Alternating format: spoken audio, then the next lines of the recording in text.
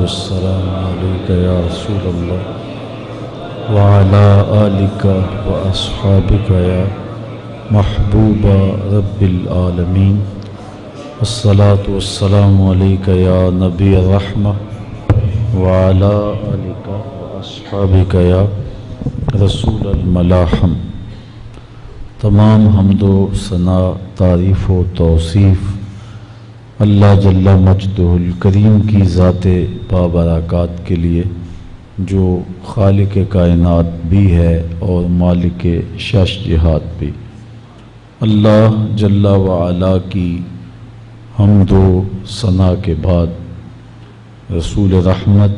شفیع معظم، نبی محتشم، اللہ کے پیارے، امت کے سہارے، رب کے محبوب، دانائے غیوب، مالک رقاب امم، فخر عرب و عجم، والی کون و مکان، سیاہ لا مکان، سید انس و جاں، سرور لالا رخاں، نیر تاباں، سرنشین مہوشاں، ماہ خوباں، شہنشاہ حسینہ، تتمہ دوراں، سر خیل زہرہ جمالاں، جلوہ صبح ازل، نور ذات لم یزل، باعث تکوین عالم، فخر آدم و بنی آدم، نیر بطحا، رازدار ما اوہا، شاہد ما طغا، صاحب علم نشرہ، معصوم آمنہ، احمد مجتبیٰ، حضرت محمد مصطفیٰ صلی اللہ علیہ وسلم کے حضور ناز میں اپنی عقیدتوں، ارادتوں اور محبتوں کا خراج پیش کرنے کے بعد، واجب الاحترام، ذوی الاحتشام، معزز، مکرم، محتشم سامعین، السلام علیکم ورحمۃ اللہ وبرکاتہ۔ اسلام ایک مکمل، کامل اور اکمل ضابطۂ حیات ہے جو زندگی کے ہر شعبے میں ہمیں رہنمائی فراہم کرتا ہے۔ انسانی زندگی میں جنسی خواہشات کی تکمیل کے لیے نکاح کو مشروع کیا گیا ہے۔ نکاح کے جملہ مقاصد میں سے بنیادی مقصد حصول اولاد ہے۔ نکاح کے دیگر مقاصد میں سے تسکین قلب اور تسکین ذہن ہے۔ نسل انسانی کی بقا کے لیے نکاح کیا جاتا ہے۔ حضور نبی رحمت صلی اللہ علیہ وآلہ وسلم نے ارشاد فرمایا، یا معشر الشباب من استطاع منکم الباء فلیتزوج فإنہ اغض للبصر واحسن للفرج فمن لم یستطع فعلیہ بالصوم فإنہ لہ وجاء۔ اے جوانوں کے گروہ، تم میں سے جو استطاعت رکھتا ہے وہ نکاح کرے، چونکہ یہ نظر اور پارسائی کا محافظ ہے، اور اگر تم میں سے کوئی نکاح کی فی الحال طاقت نہیں رکھتا تو وہ کثرت کے ساتھ روزے رکھے، اس لیے کہ روزے خواہشات کو توڑتے ہیں۔ تو جب انسان نکاح کی عمر کو پہنچ جائے اور حالات، وسائل اس کا ساتھ دیتے ہوں تو اسے نکاح کرنے میں تاخیر نہیں کرنی چاہیے۔ نکاح کبھی سنت ہوتا ہے اور کبھی واجب ہو جاتا ہے۔ اگر انسان کے برائی میں پڑ جانے کا غالب اندیشہ ہو تو نکاح کرنا واجب و ضروری ہو جاتا ہے، اور اگر استطاعت بدنی نہ ہو تو پھر نکاح کرنا مکروہ ہوتا ہے۔ حضور نے نکاح کو اپنی سنت قرار دیا، النکاح من سنتی فمن رغب عن سنتی فلیس منی۔ حضرت عثمان بن مظعون رضی اللہ تعالی عنہ یہ جنت البقیع کے پہلے مدفون ہیں، تو یہ کثرت کے ساتھ عبادات، ذکر، اذکار کرنے والے تھے۔ تو ان کی عبادات کی کثرت کی وجہ سے جب یہ وصال پاتے ہیں تو حضور نے ان کی قبر کے اوپر ایک بھاری پتھر رکھا تھا، اور صحابہ فرماتے ہیں ہم میں سے جو سب سے بڑی چھلانگ لگاتا تھا وہ اس پتھر کو عبور کر سکتا تھا، ورنہ عام آدمی اس سے چھلانگ نہیں لگا سکتا تھا۔ ہمارے بزرگوں نے قبروں کے اوپر جو گنبد بنانے کی دلیل لی ہے وہ یہی لی ہے کہ اس زمانے کا مزار یہ تھا، چونکہ یہ خاص نیکوکار شخص تھے اور صحابہ میں نمایاں ان کا ذکر و فکر اور عبادات کا معاملہ تھا، تو ان کی قبر کو خاص طور پہ نشان زدہ کیا گیا۔ تو حضرت عثمان بن مظعون رضی اللہ تعالی عنہ نے حضور علیہ السلام سے اجازت طلب کی، تبتل کی، کہ نکاح نہ کروں اور ایسے ہی زندگی گزار دوں، لیکن حضور نے ان کو منع فرما دیا۔ حضور نے نکاح فرمائے ہیں اور متعدد نکاح فرمائے ہیں، اس لیے اس شریعت میں رہبانیت کا تصور نہیں ہے۔ لا رہبانیت فی الاسلام، اسلام میں رہبانیت نہیں ہے۔ تو نکاح کرنا حضور کی سنت ہے اور اس کا بہت سارا اجر رکھا گیا ہے۔ حضور نے ارشاد فرمایا تزوج الودود الولود، محبت کرنے والی اور کثرت کے ساتھ بچے جنم دینے والی خواتین کے ساتھ نکاح کرو، تاکہ کل قیامت کے دن کثرت امت کی وجہ سے میں نبیوں میں فخر کروں۔ اب نکاح کیوں کیا جاتا ہے؟ حدیث میں آتا ہے کہ 4 وجہ سے نکاح کیا جاتا ہے۔ لے مالہا، لے حسبہا، لے جمالہا، لے دینہا۔ کسی خاتون سے نکاح اس کے مال کی وجہ سے کیا جاتا ہے کہ وہ مالدار بہت ہے تو میرے ہاتھ بھی مال آ جائے گا، یا اس کے حسب و نسب کی وجہ سے کیا جاتا ہے کہ عالی مرتبت خاندان سے میرا رشتہ ازدواج کا قائم ہو جائے گا۔ ہمارے دیہاتوں میں کہتے ہیں کہ بازو بن جائیں گے۔ اور تیسری وجہ لجمالہا، عورت کے حسن و جمال کی وجہ سے قلب کا، دل کا میلان اور رجحان ہوتا ہے اور نکاح کیا جاتا ہے۔ اور چوتھی وجہ لدینہا، کسی کے دین کی وجہ سے نکاح کیا جاتا ہے، اور حضور نے فرمایا دین کی وجہ سے نکاح کرنے والا کامیاب ہے۔ یہودی عموماً مال کی وجہ سے نکاح کرتے ہیں، عیسائی حسن و جمال کی وجہ سے نکاح کرتے ہیں، اور مصطفیٰ کے غلام دین کی وجہ سے نکاح کرتے ہیں۔ حضور نے ارشاد فرمایا جب تمہیں کوئی پیغام نکاح بھیجے اور تمہیں اس کا دین اور اس کے اخلاق پسند ہوں تو پھر انکار نہ کرو، نکاح کر دو۔ تو نکاح کا سبب دین ہے،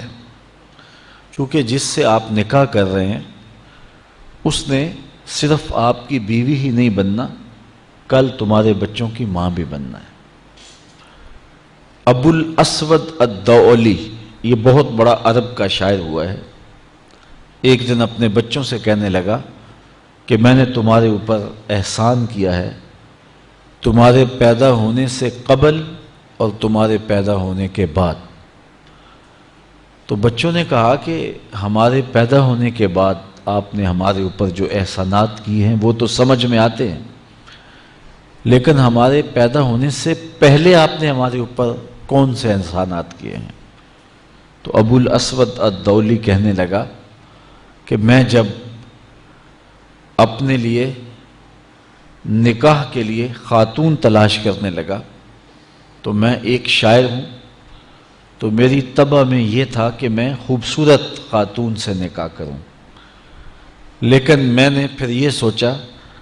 کہ میں اپنی خواہش کو مقدم نہ رکھوں، میں اس خاتون کو تلاش کروں جو کل میرے بچوں کی اچھی ماں بن سکے۔ تو میں نے جب تلاش کی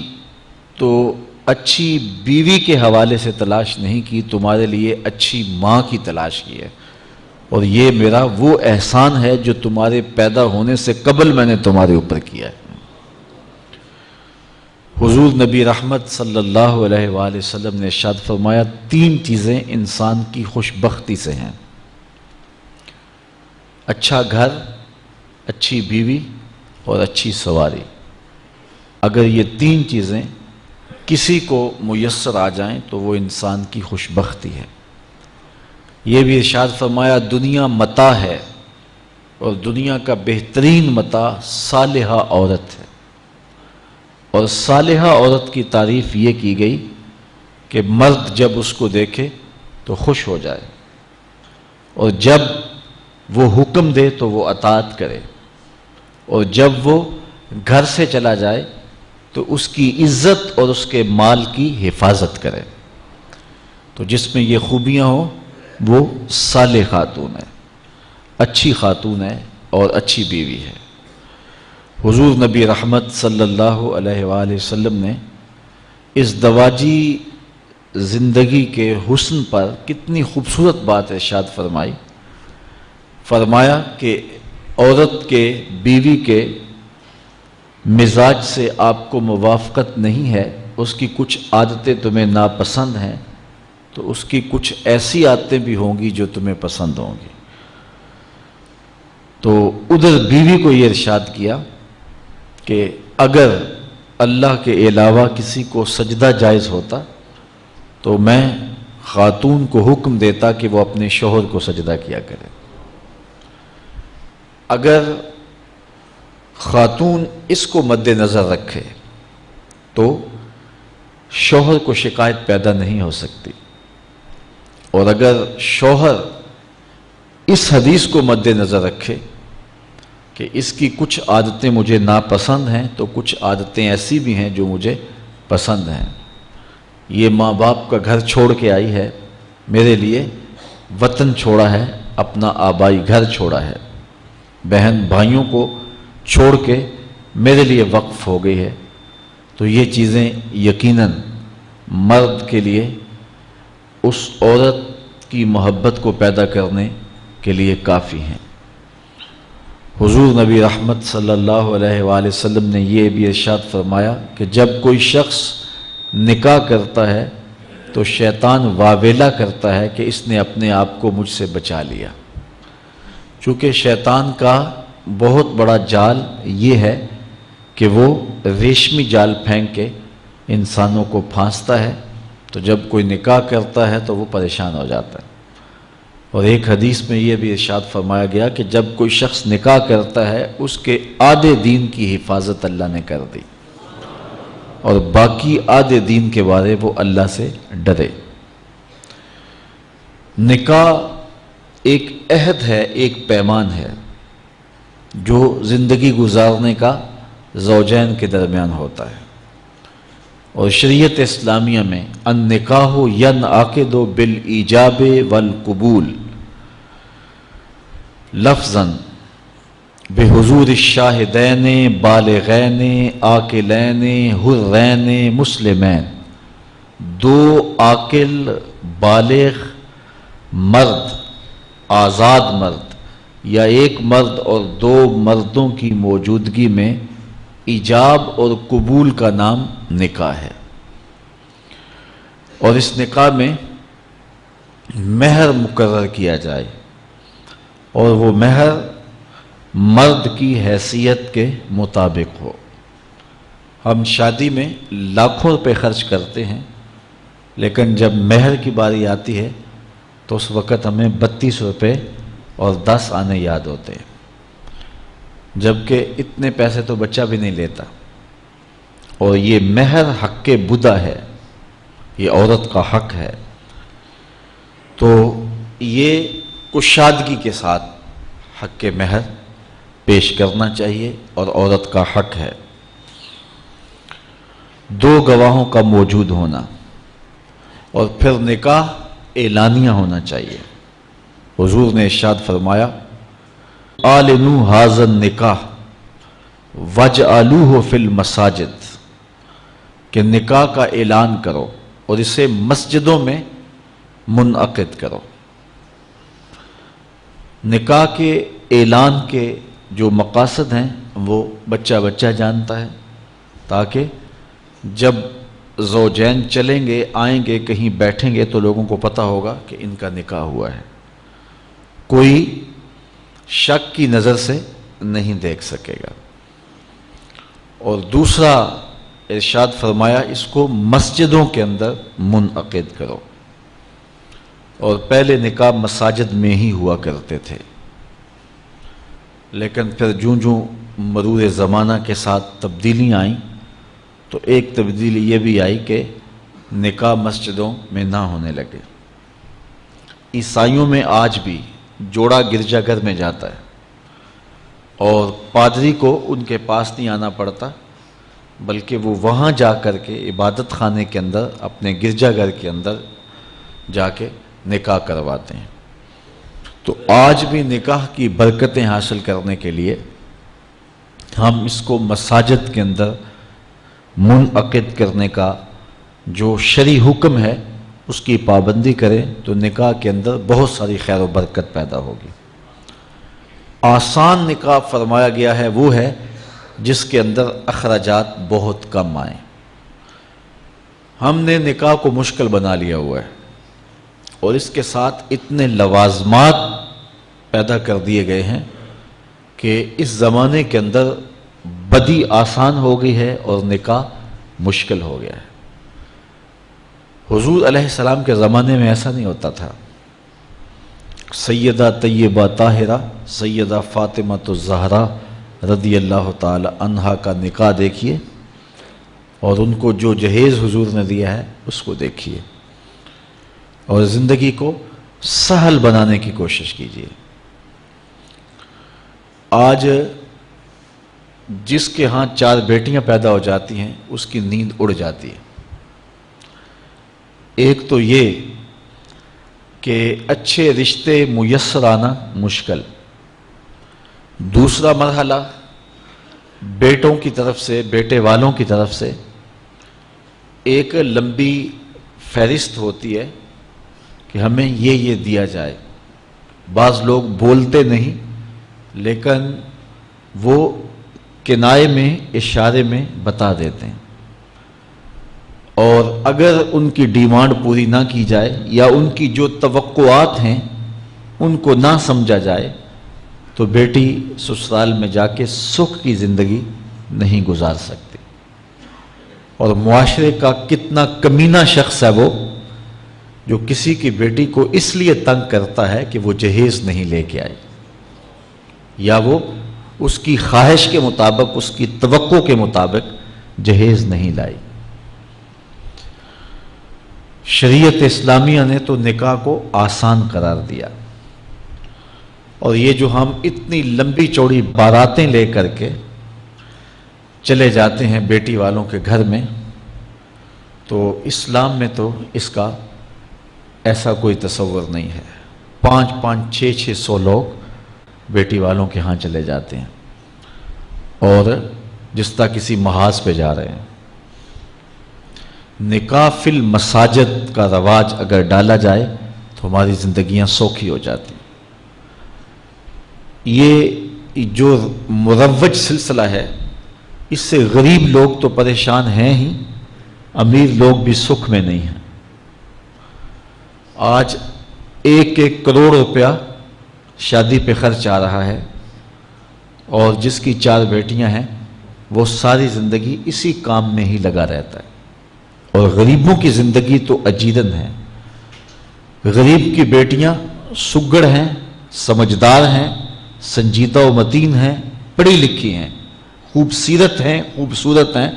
لیکن ان کے رشتے قبول اس لیے نہیں کیے جا رہے کہ ان کے پاس دینے کے لیے کچھ نہیں ہے۔ اور اب ایک سلسلہ چلا جہیز فنڈ کا اور اجتماعی شادیوں کا، تو شاید کسی کے لیے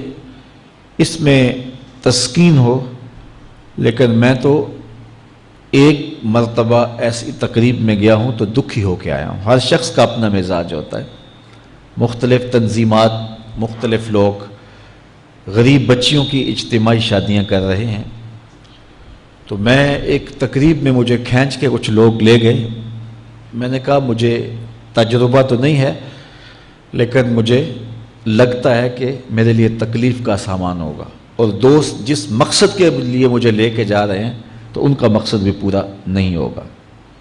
ایسا ہی ہوا، ایک ہال میں 15 سے 20 بچیاں تھیں اور دوسری جانب 15 سے 20 بچے تھے، اور ان کے مہمان، ان کا ہجوم تھا، اور اسٹیج کے اوپر جو کرسیاں لگی تھیں ان پر مخیر حضرات بیٹھے ہوئے تھے جنہوں نے سرمایہ لگایا اور جہیز فنڈ دیے، اور تنظیم کے لوگ آ کے اپنی کارکردگی بیان کر رہے تھے۔ تو آخر میں انہوں نے مجھے کہا کہ ہم آپ سے کچھ سننا چاہتے ہیں، تو میں نے بیٹھے بیٹھے کہا کہ میں دعا کر دیتا ہوں، لیکن ان کا اصرار بڑھا، تو میں نے مائک پہ آ کے کہا کہ انسان کی زندگی میں 3 موقع ہوتے ہیں جس دن وہ مہمان خصوصی ہوتا ہے، اور سب لوگوں کی نظر اسی کے چہرے پہ ہوتی ہے۔ ایک جب وہ پیدا ہوتا ہے تو کالا کلوٹا بھی ہو تو ساری بستی اس کا منہ دیکھنے آتی ہے، اور اسے بہنیں چاند کہہ کے پکارتی ہیں، چاہے اس کا رنگ گہرا سیاہ کیوں نہ ہو۔ دوسرا موقع انسان پر اس وقت آتا ہے جب وہ دولہا بنتا ہے، تو سارے لوگ اسی کو دیکھتے ہیں اور وہ نگاہوں کا مرکز ہوتا ہے، اور چیف گیسٹ وہی ہوتا ہے۔ اور تیسرا وقت اس کے اوپر تب آتا ہے جب وہ چٹا لٹھے کا لباس پہنتا ہے، تو سارا شہر اس کا منہ دیکھنے آتا ہے۔ تو میں نے کہا ان غریب لوگوں سے آج تم نے یہ حق بھی چھین لیا۔ آج مخیر حضرات کو اوپر بٹھایا اور ان کو نیچے بٹھایا ہوا ہے، اس لیے کہ یہ غریب ہیں، اور کسی کے چہرے کے اوپر میں نے کہا خوشی کے آثار نہیں نظر آ رہے، اداسیاں ہیں، اور اتنے لوگوں کو ان کی غربت کا گواہ بنا رہے۔ ایک دم سکوت طاری ہو گیا حال پر، چونکہ مجھ سے وہ کچھ ایسی باتیں سننا چاہ رہے تھے جس سے ان کو داد ملتی۔ میں نے کہا تمہارے جذبے اپنی جگہ پہ، لیکن کاش کے رات کے اندھیرے میں ان بیٹیوں کے ماں باپ کو تم نے کچھ پیش کیا ہوتا اور یہ اپنے گھر سے رخصت ہوتی تو عرش والا رب بڑا راضی ہوتا۔ لیکن برا کرے نمائش کا کہ ہم نے ان بیٹیوں کا تماشا لگا دیا۔ میں ایک شہر میں گیا تو وہاں آج کل وہ پہلے تھا نا عمرے کے ٹکٹ محفل نعت میں، تو آہستہ آہستہ مجمع سمٹ گیا، تو اب ایک نیا سلسلہ شروع ہوا ہے کہ جہیز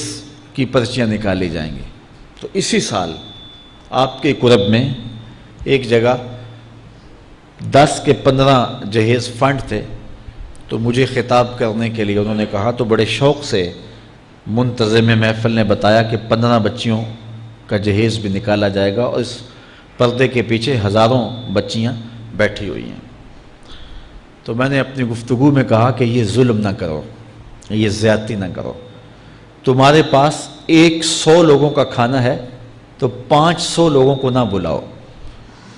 کہ تم قرعہ اندازی کر کے 100 آدمیوں کو کھانا دے دو اور 400 آدمیوں کو کہو کہ تمہارا نام نہیں نکلا۔ تمہارے پاس 100 کا کھانا ہے تو 100 کو ہی پردے سے بلاؤ اور ان کو کھانا کھلا دو۔ میں نے کہا 10,000 بیٹیاں اس پردے کے پیچھے بیٹھی ہیں آپ کے بقول، اور آپ ان میں سے چند کو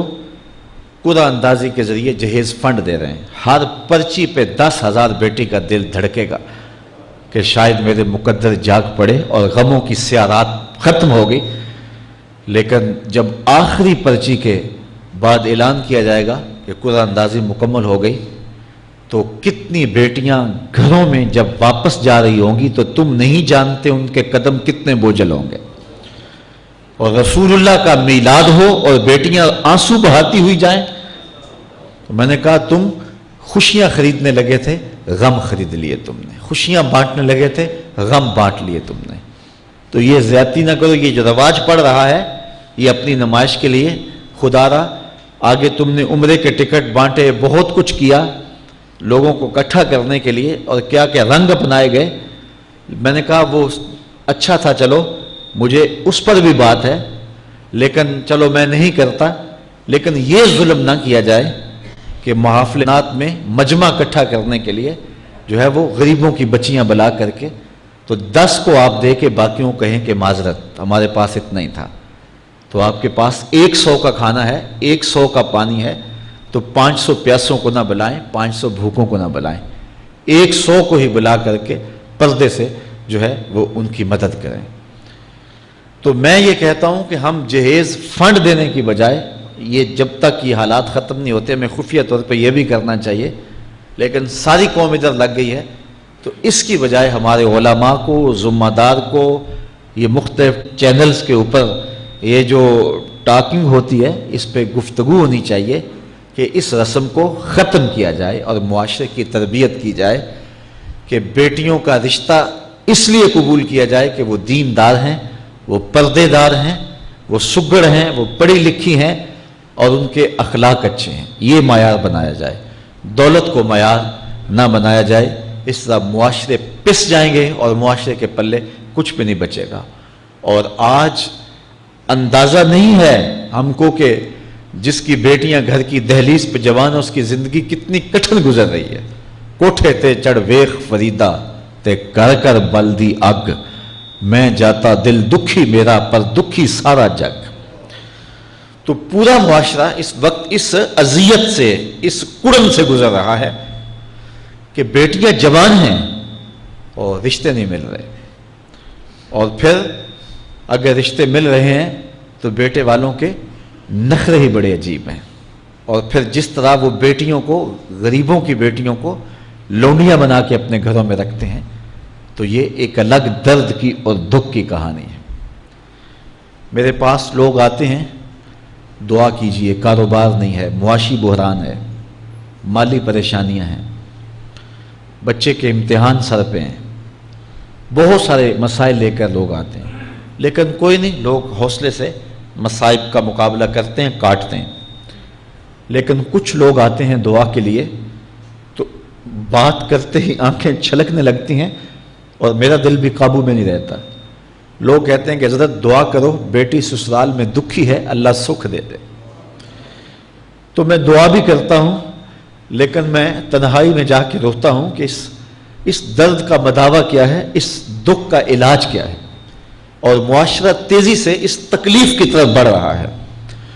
اور طلاق کی شرح بھی جو ہے وہ بڑھتی چلی جا رہی ہے۔ میرے پاس ایک دن ایک صاحب آئے، ساتھ ان کی بیوی تھی، اور میں نہیں جانتا ہوں، عزت دار لوگ تھے، تو انہوں نے کہا کہ ہم آپ سے کوئی تنہائی میں بات کرنا چاہتے ہیں۔ تو ان کے اپنے عزیز تھے، بیٹیاں اس شخص کی زیادہ ہیں، اپنے عزیزوں میں شادی کر دی، تو اس وقت انہوں نے طے کر لیا کہ کوئی بات نہیں، ہم جہیز نہیں لیتے۔ لیکن وہ باپ بلک بلک کے مجھے کہہ رہا تھا کہ کتنے دنوں سے میری بیٹی گھر آ کے بیٹھی ہوئی ہے، اور وہ کہتے ہیں کہ اتنی دیر واپس نہ آنا جب تک تیرا جہیز پورا نہیں ہو جائے گا۔ میں کہتا ہوں کتنا صفاق معاشرہ ہو گیا ہے اور کتنے کٹھن حالات ہو گئے ہیں۔ تو جب معاشرہ اس کیفیت میں چلے جائے تو پھر انارکی پھیلتی ہے اور معاشرے پھر قائم نہیں رہتے۔ تو کتنی باپ کی دہلیز پر بوڑھی ہونے والی بیٹیاں، ان کی سسکیاں، ان کی آہیں اور ان کی چیخیں اس معاشرے کو بے چین کی ہوئی ہیں۔ تو امیر لوگوں کی ذمہ داری ہے کہ وہ غریبوں کے دکھ بانٹ لیں۔ اللہ تعالیٰ ارشاد فرماتا ہے کہ فَكُّ رَقَبَةٍ او اطعام فی یوم ذی مسغبہ،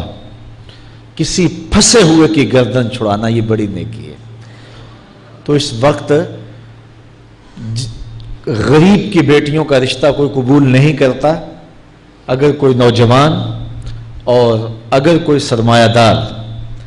غریبوں کی بیٹیاں قبول کر لے تو یہ اس کی مہربانی ہوگی، اور اگر یہ نہیں کر سکتا تو کم از کم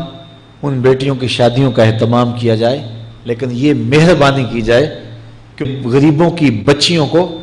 نمائش گاہ میں نہ کھڑا کیا جائے اور ان کی غربت کا تماشا نہ بنایا جائے۔ رات کی تنہائی میں ان کے ماں باپ کی خدمت کی جائے تاکہ وہ اپنی بیٹیوں کو عزت سے اٹھا سکیں۔ میرے حضور نے ارشاد فرمایا وَرَجُلٌ تَصَدَّقَ بِصَدَقَةٍ فَأَخْفَاهَا حَتَّى لَا تَعْلَمَ شِمَالُهُ مَا تُنْفِقُ يَمِينُهُ، جس شخص نے تنہائی میں خیرات کی کہ دائیں ہاتھ نے جو خرچ کیا بائیں کو پتہ بھی نہ چلا،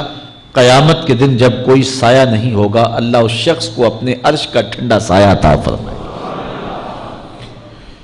تو یہ جو اجتماعی شادیوں کا ماحول ہے، تو اگر اس کو ہم اس میں تبدیل کر لیں کہ غریبوں کی عزت نفس مجروح نہ ہونے پائے،